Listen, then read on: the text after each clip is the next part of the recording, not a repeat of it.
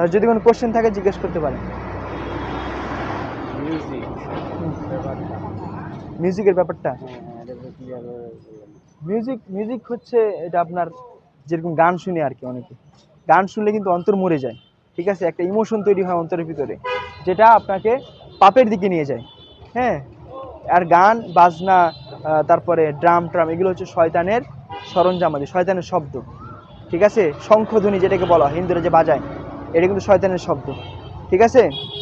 কেউ যদি এগুলো প্রতিনিয়ত শুনতে থাকে তাহলে সেই তার অন্তর মরে যায়, তার ভালো কথা কোনো কাজে লাগে না, সে শুনতে পারে না, খুব বিরক্ত লাগে, তিক্ত লাগে, ঠিক আছে। এই গান শোনা থেকে বিরত থাকতে হবে। সেই গান যদি জঙ্গিবাদ, জঙ্গিবাদের ওনারা মনে করেন ওনাদের জিহাদ হ্যাঁ হ্যাঁ টাইপের একটা বিষয় আছে যে আল্লাহর রাস্তায় আচ্ছা, আমি চলতেছি। মিউজিকটা একটু শেষ করি। অনেকে মনে করে যে না, মিউজিক দিয়ে ইসলামী গান বাজতেছে, ঠিক আছে, এটাও কিন্তু হারাম, এটাও হারাম, আপনাকে এভাবে পথভ্রষ্ট করতেছে। ইসলামী গানের ভিতর মিউজিক লাগিয়ে আপনি সেটা শুনতেছেন, এর মানে কি আপনি মিউজিকই শুনতেছেন। হুম।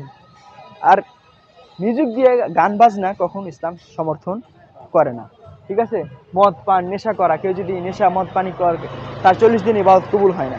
এই হিসাব করে যদি কেউ 40 দিন ইবাদত না করে, নামাজ কালাম না পড়ে দূরে থাকে, তাহলে সে কিন্তু দুই দিক দিয়ে গুনাহগার হলো। একদিক দিয়ে মদ পান করার কারণে গুনাহগার হলো, আর একদিক দিয়ে নামাজ না পড়ার কারণে গুনাহগার হলো।